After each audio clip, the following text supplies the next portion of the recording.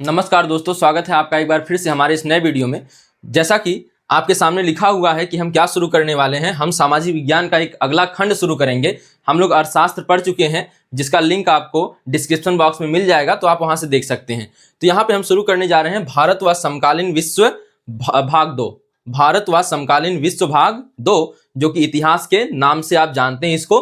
तो इतिहास का खंड है ये। इसमें हम कौन कौन से चैप्टर्स पढ़ेंगे, तब सबसे पहले हम सिलेबस जान लेते हैं। तो क्या क्या है हमारे सिलेबस में। तो 3 खंडों में हमारा सिलेबस जो हिस्ट्री का यानी इतिहास का है वह विभक्त है। तो पहले खंड में देखिए, पहले खंड का नाम क्या रखा गया है, घटनाएं एवं प्रक्रियाएं। घटनाएं एवं प्रक्रियाएं, इसमें 2 चैप्टर पढ़ना है, यूरोप में राष्ट्रवाद का उदय और भारत में राष्ट्रवाद का उदय। ठीक है, तो यूरोप में राष्ट्रवाद का उदय और भारत में राष्ट्रवाद का उदय। तो आपको पता है कि यूरोप में राष्ट्रवाद का उदय फ्रांसीसी क्रांति से होना शुरू होता है। ठीक है, तो फ्रांसीसी क्रांति जो है राष्ट्रवाद के लिए प्रेरक सिद्ध होती है। ठीक है, तो अगले खंड में क्या पढ़ना है, खंड 2 में हमें पढ़ना है, तीसरा पार्ट होगा। इसमें 2 पार्ट हो गए, अगले में 2 पार्ट है, फिर एक चैप्टर है खंड 3 में। तो कुल 5 चैप्टर पढ़ने हैं। तो तीसरा जो पार्ट है हमारा यानी अध्याय जो है वह क्या नाम है, भूमंडलीकृत विश्व का बनना। यानी सीधी सी बात है, इसमें उपनिवेशवाद पढ़ना है आपको, वैश्वीकरण आदि घटनाएं पढ़नी है। ठीक है, तो यहाँ पे देखेंगे 5वां जो आपका आएगा औद्योगिकीकरण का युग। तो यहाँ पे आपको औद्योगिक क्रांति से संबंधित बातें पढ़नी है। अगले चैप्टर का नाम क्या है, तो खंड 3 में एक चैप्टर शामिल है, उसका नाम क्या है, मुद्रण संस्कृति और आधुनिक दुनिया। आपको पता है कि बहुत समय पहले यह जो कागजों पर छपाई नहीं होती थी, प्रिंटिंग प्रेस का जब आगमन होता है, जब आविष्कार होता है, तो उसके बाद यूरोप में सबसे पहले यूरोप में यह होती है चीजें। तो यूरोप में सबसे पहले छपनी शुरू होती हैं, जो भी हैं रचनाएं सभी छपनी शुरू होती हैं। उसके बाद धीरे धीरे इसका प्रसार भारत में होता है। तो इसका हमें अध्ययन करना है। तो एक बार पाठ का नाम, सभी अध्याय का नाम फिर से देखिए। तो पहला पाठ हो गया यूरोप में राष्ट्रवाद का उदय, दूसरा पाठ है हमारा भारत में राष्ट्रवाद का उदय, तीसरा पाठ है हमारा भूमंडलीकृत विश्व का बनना, तीसरा औद्योगिकीकरण युग, औद्योगिकीकरण का युग, और 5वां चैप्टर जो कि अंतिम अध्याय होगा, मुद्रण संस्कृति और आधुनिक दुनिया। तो एक बार इसे उतारेंगे तब हम शुरू करेंगे यूरोप में राष्ट्रवाद का उदय। तो आइए अब देखते हैं आगे अध्याय 1। तो हमारा जो चैप्टर है यह यूरोप में राष्ट्रवाद का उदय, यह कई खंडों में विभक्त है, जिसमें से पहला खंड है फ्रांसीसी क्रांति व राष्ट्र का विचार। ठीक है, तो आपको पता है कि जो राष्ट्रवाद का विचार का उदय है, राष्ट्रवाद का जो विचार है, यह कहां से पनपा है, फ्रांसीसी क्रांति की ही देन है। ठीक है, इसमें क्या होता है, फ्रांसीसी क्रांति के बारे में आपने पढ़ा है कि फ्रांसीसी क्रांति में क्या होता है, लुई 16वें का शासन होता है और उसको हटाकर उसका जो सत्ता हस्तांतरण है वह फ्रांसीसी नागरिकों के समूह को कर दिया जाता है। फ्रांसीसी नागरिकों के समूह को कर दिया जाता है। तो यहाँ पे एक तरह से जनतंत्र लाया गया था फ्रांसीसी क्रांति के द्वारा। ठीक है, यानी कि निरंकुशता को, निरंकुशवाद एक शब्द है, जब कोई राजा अपने अनुसार या कोई शासक अपने अनुसार सब कुछ करने लगता है तो वह निरंकुशवाद कहलाता है। ठीक है, तो जब लुई 16वें को हटा दिया गया तो वहां पे फ्रांसीसी नागरिकों के समूह को सत्ता हस्तांतरित कर दी गई। तो जो कदम उठाए गए थे उनके बारे में हम पढ़ेंगे। तो पहले केवल हम खंड बांटते हैं, देखिए खंड को देखते हैं। अगला फिर जो आपका खंड होगा वह है यूरोप में राष्ट्रवाद का निर्माण। ठीक है, फिर क्यों फ्रांस में जब यह क्या हुआ, फ्रांस में जब फ्रांसीसी क्रांति होती है, राष्ट्र का विचार आता है, तो फिर यह विचार धीरे धीरे यूरोप में पूरी जगह फैल जाता है। जैसे आप अलाव जलाते हैं तो एक जगह जलाते हैं, पूरा अलाव में फैल जाता है, उसी तरह से यह फ्रांसीसी क्रांति वहां वह जगह है जहां पर माचिस की तीली लगाई गई है, और पूरा यूरोप क्या है, वह अलाव है जहां तक पूरी यह माचिस की तीली से आग फैल जाएगी। ठीक है, फिर क्रांतियों का युग चालू हो जाएगा, 1830 से 48 तक चलेगा। इसके बाद जर्मनी व इटली का एकीकरण होगा। ठीक है, और उसके बाद राष्ट्र की दृश्य कल्पना आएगी, फिर राष्ट्रवाद व साम्राज्यवाद आएगा।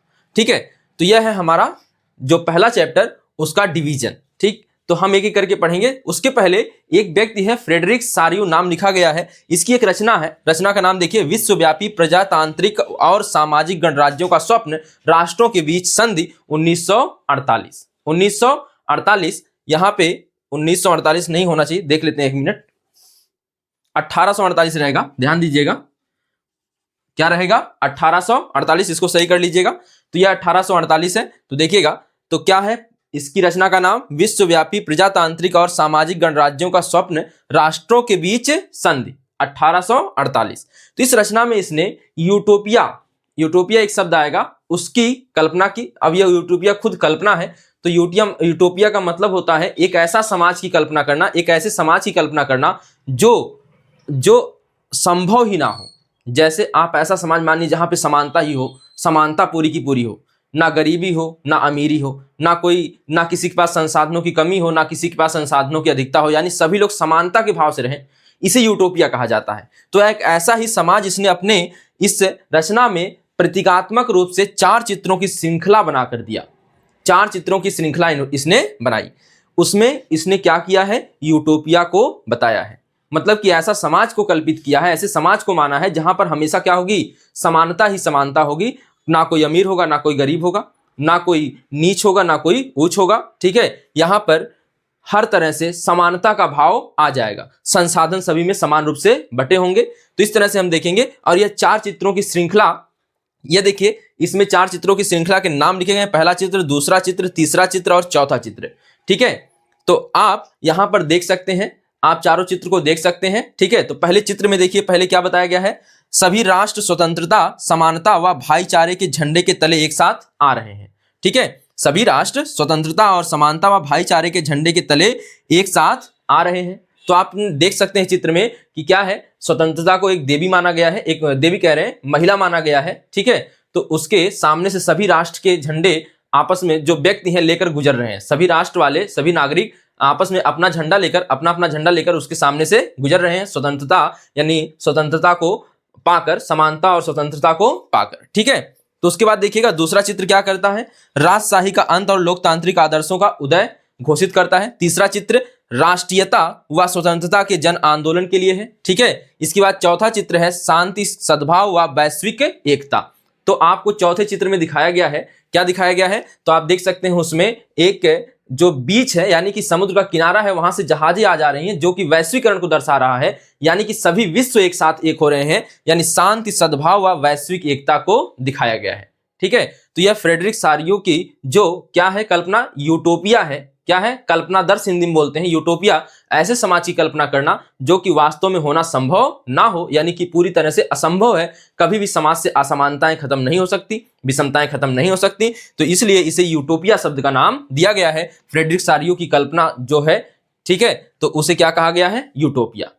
तो इसने सपनों का संसार गढ़ा था अपने इन 4 चित्रों के माध्यम से। ठीक है, तो एक बार इसको आप उतार लीजिए, फिर हम आगे की तरफ देखें।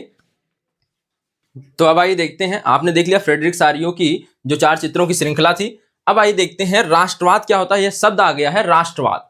ठीक है, तो राष्ट्रवाद क्या होता है, नेशनलिज्म वह विचारधारा जिसमें, राष्ट्रवाद एक विचारधारा है। ठीक है, जैसे आप लोग इसको जानने से पहले यह जानिए कि जब आप स्कूल पढ़ने जाते होंगे तो उसमें क्या होता है कि कुछ लोग आपसे अगर लड़ाई झगड़ा प्रेरित होते हैं मार करने के लिए, कभी होती है, तो उसमें देखते होंगे कि आपके गांव वाले जुट जाते होंगे पूरा और उसको घेरते हैं, फिर तो उसके गांव वाले जुड़ते हैं। इस तरह से जब हम एक विशेष स्थान पर जाते हैं तो गांव का महत्व, फिर अगर आगे जाते हैं तो जिले का महत्व, फिर राष्ट्र का, फिर अगर हम कहीं पर जैसे अपने राज्य के बाहर हैं तो वहाँ राज्य का महत्व कि हम यूपी वाले हैं, ठीक है, हम बिहार वाले हैं, तो इस तरह से कहते हैं। और उसके बाद जब हम देश से बाहर जाते हैं तो हम भारत को लेकर अपना क्या करते हैं, व्यवहार करते हैं, जैसे कि मैं भारतवासी हूँ। ठीक है, तो इस तरह से हम देखते हैं कि यह जो भावना आ रही है, अब यह छोटे लेवल की भावना नहीं, बड़े लेवल की, यानी भारत के, जब हम भारत के स्तर पर बात करते हैं तो यह राष्ट्रवाद होता है। जैसे कई लोग मिल गए एक साथ, जैसे कहीं पर आप विदेश में चले गए तो आपके सामने कोई मिल गया भारत का ही, तो वहां पे वह जो भावना उसके अंदर आप जो जोश आता है, यानी एक दूसरे से मिलने में राष्ट्रवाद की भावना होती है कि अरे हम भाई भारत वाले हैं, तुम भी भारत वाले हो। जैसे भारत और पाकिस्तान का मैच हो, सभी भारत के लोग जो होते हैं एकदम से क्या होते हैं, प्रेशर में रहते हैं कि भारत कहीं हार ना जाए। तो यह जो भावना उसके अंदर वह क्या है, राष्ट्रवाद की भावना है। ठीक है, अपने राष्ट्र के प्रति जो सम्मान की भावना होती है उसे राष्ट्रवाद कहते हैं। ठीक है, अपने राष्ट्र का हित जो सोचता है वह राष्ट्रवाद की भावना से परिपूर्ण है।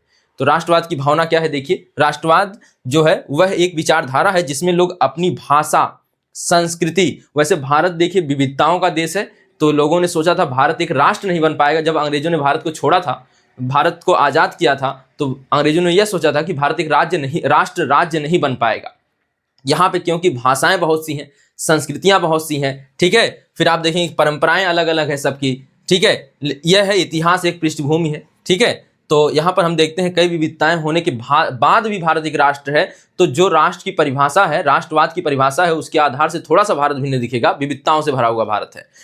वह विचारधारा जिसमें लोग अपनी भाषा, संस्कृति, परंपरा, इतिहास के आधार पर समानता व एकता महसूस करते हैं, समानता व एकता महसूस करते हैं तथा अपने राष्ट्र की स्वतंत्रता, सम्मान एवं स्वाभिमान के प्रति गहरी निष्ठा रखते हैं, वही क्या कहलाता है? वही विचार राष्ट्रवाद कहलाता है।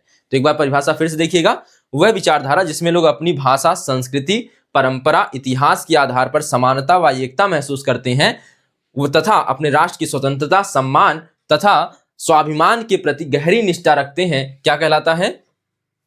क्या कहलाता है? राष्ट्रवाद कहलाता है। तो यहां पे जोड़ लेंगे, राष्ट्रवाद कहलाती है विचारधारा, है ना, तो राष्ट्रवाद कहलाती है। तो एक और शब्द आया था, दूसरा एक शब्द इसी में और मिला था आपको मिला था कल्पनादर्श।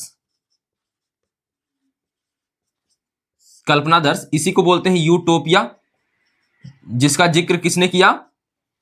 जिसका जिक्र आपको देखने को मिलता है फ्रेडरिक सारियो के चित्र में। तो यहां पे देखिएगा यह क्या होता है, तो एक ऐसे समाज की कल्पना करना, एक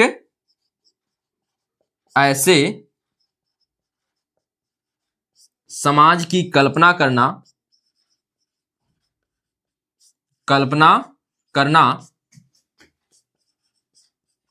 जिसका क्या लिख सकते हैं, जो कि असंभव है, यह लिख सकते हैं, जो कि क्या हो, करना, जो कि वास्तव में असंभव हो।